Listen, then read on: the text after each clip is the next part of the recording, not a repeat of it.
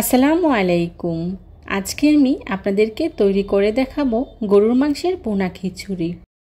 বোনা খিচুড়িটাকে কিভাবে একদম সহজে অনেক বেশি মজা করে তৈরি করা যায় আর সেই রেসিপিটাই আজকে আপনাদের সাথে শেয়ার করব।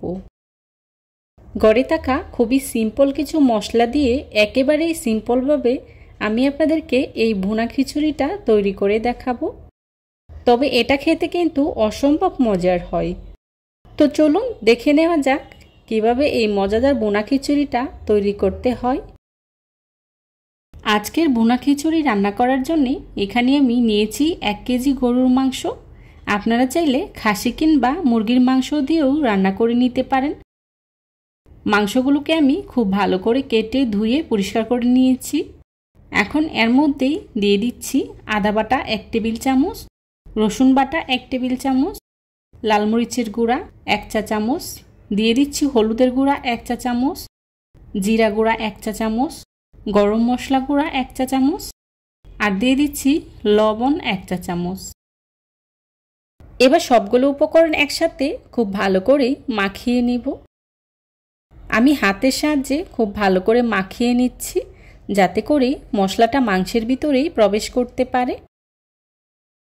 আমি বেশ কিছুটা সময় নিয়ে মাংসগুলোকে মশলার সাথে খুব ভালো করে মিশিয়ে নিয়েছি। এবার এক সাইডে রেখে দিচ্ছি। অন্যদিকে চুলায় একটি প্যান বসিয়ে এর মধ্যেই দিয়ে দিচ্ছি মুগ ডাল 1 কাপ। এবার ডালটাকে আমি খুব ভালো করে ভেজে নেব। চুলার হিটটাকে একদম লোতে রেখে অনবরত নেড়ে চেড়ে এই ডালটাকে ভেজে নিব কিছুক্ষণের জন্য। যখন দেখবেন কালারটা কিছুটা চেঞ্জ হয়ে একটা সুন্দর কালার চলে আসছে আর খুব সুন্দর একটা গ্রান বের হয়েছে, তখনই বুঝতে হবে ডালটা ভাজা হয়ে গিয়েছে। আমি সঙ্গে সঙ্গে ডালটা চুলা থেকে নামিয়ে নেব। এবার আমি মূল রান্নায় চলে যাব। চুলায় অন্য একটি প্যান বসিয়ে এর মধ্যেই দিয়ে দিচ্ছি চর্বির তেল 4 টেবিল চামচ আর দিয়ে দিচ্ছি রান্না করার রেগুলার তেল 2 টেবিল চামচ। চর্বির তেলটা দিয়ে এই বোনা খিচুড়িটা রান্না করলে খেতে ভীষণ মজার হয়। তেলটা হালকা গরম হয়ে আসলেই দিয়ে দিচ্ছি তেজপাতা, এলাচ, দারচিনি, লবঙ্গ। মাত্র কয়েক সেকেন্ডের জন্য এগুলোকে আমি একটু ভেজে নেব। এরপর এখানে দিয়ে দিচ্ছি 1 কাপ পেঁয়াজ কুচি। এবার সব কিছুকে আমি কিছুক্ষণ ভেজে নেব। পেঁয়াজটা নরম হয়ে আসা পর্যন্ত ভেজে নেব। তবে পেঁয়াজটাকে আমি কোনো রকম লালচে বা ব্রাউন কালার করব না, শুধুমাত্র নরম করে নেব। কিছুক্ষণ ভেজে নেওয়ার পর পেঁয়াজ যখন সফট হয়ে যাবে তখন আমি এখানে দিয়ে দিব মশলা মাখিয়ে রাখা মাংসগুলো। এবার চুলার হিটটাকে লো মিডিয়ামের মাঝামাঝি রেখে মাংসগুলোকে আমি সিদ্ধ করে নেব। আপনারা চাইলে মশলাটা কষিয়েও রান্নাটা করে নিতে পারেন।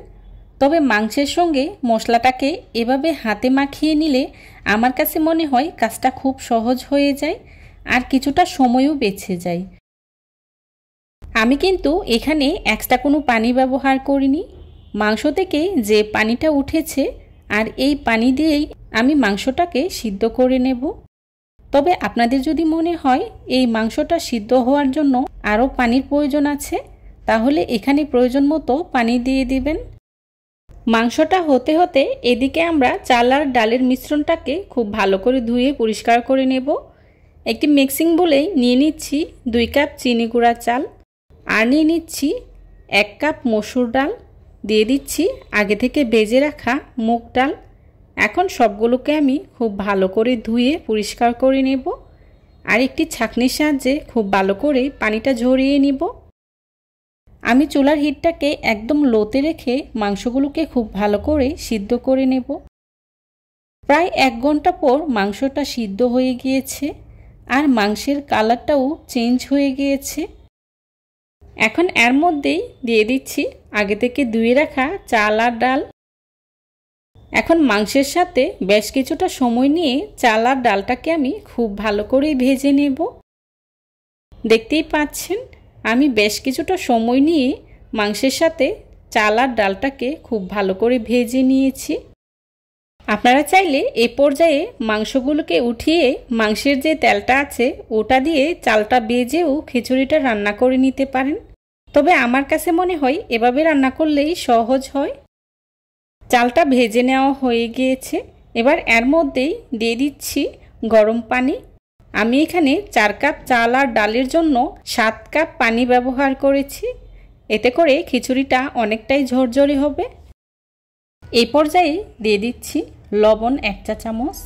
আমি কিন্তু এখানে চাল আর ডালের জন্য লবণটা ব্যবহার করেছি, আর মাংস রান্নাতে আগেই লবণ ব্যবহার করা হয়েছিল। এবার চুলার হিটটাকে হাই হিটে রেখে ঢাকনা দিয়ে ঢেকে অপেক্ষা করব পানিটা চালের গায়ে গায়ে লেগে আসা পর্যন্ত। ফিরে এলাম কিছুক্ষণ পর। দেখুন পানিটা অনেকটাই কমে এসেছে। আমি ঢাকনা দিয়ে ঢেকে পানিটা আরও কিছু কমে আসা পর্যন্ত অপেক্ষা করব। পানিটা পুরোপুরি শুকিয়ে গেছে। এবার আমি ঢাকনা দিয়ে ঢেকে একদম লো হিটে রেখে 10 মিনিট দমের উপর রেখে দেব। যে পাত্রে রান্না করবেন পাত্রের নিচটা যদি পাতলা মনে হয় তাহলে নিচে একটা তাওয়া দিয়ে দিবেন, এতে করে আর নিচ থেকে লেগে যাবে না। উপর থেকেই দিয়ে দিচ্ছি কিছুটা পেঁয়াজ বেরেস্তা, আর দিয়ে দিচ্ছি ঘি 3 টেবিল চামচ। ঘিটা এই পর্যায়ে অবশ্যই দেওয়ার চেষ্টা করবেন, এতে করে খিচুড়িতে খুব সুন্দর একটা স্মেল পাওয়া যায় আর খেতেও ভীষণ ভালো লাগে। দিয়ে দিচ্ছি কাঁচামরিচ 4-5টার মতো। 10 মিনিট দমে রাখার পর আমি ঢাকনাটা খুলে নিয়েছি, আর দেখতেই পাচ্ছেন মাশাআল্লাহ আমাদের ভুনা খিচুড়িটা কিন্তু ডান, পারফেক্টভাবে কুক হয়েছে আর একদম ঝরঝরেও হয়েছে। আরও কিছু সময় পর এই ভুনা খিচুড়িটা কিন্তু আরও বেশি ঝরঝরে হয়ে যাবে। বাস এবার শুধু গরুর মাংসের এই ভুনা খিচুড়িটা গরম গরম খাওয়ার পালা। একদম সহজভাবে তৈরি করার চেষ্টা করেছি। আশা করছি আজকের এই রেসিপিটা আপনাদের কাছে ভালো লেগেছে। যদি ভালো লেগে থাকে তাহলে অবশ্যই লাইক কমেন্ট শেয়ার করতে বলবেন না। আপনাদের একটি লাইক এবং একটি কমেন্টস আমাকে নতুন নতুন কন্টেন্ট তৈরি করতে অনেক অনুপ্রাণিত করে। যারাই তখন ধৈর্য সহকারে আমার ভিডিওটি দেখেছেন তাদেরকে জানাই অসংখ্য ধন্যবাদ। আমি একটি সার্ভিং ডিশে সার্ভ করে নিচ্ছি। আমার আজকের এই রেসিপিটি আপনাদের কাছে কেমন লেগেছে কমেন্ট সেকশনে কমেন্ট করে জানাতে পারেন। এই ভুনা খিচুড়িটা এতটাই মজার হয়েছিল যে আমার রেসিপিটা ফলো করে আপনারাও যদি বাসায় ট্রাই করেন তাহলেই বুঝতে পারবেন। আমার পরবর্তী রেসিপি দেখার আমন্ত্রণ জানিয়ে আজকের মতো এখানেই বিদায় নিচ্ছি। সবাই ভালো থাকবেন, সুস্থ থাকবেন। আল্লাহ হাফেজ। আসসালামু আলাইকুম।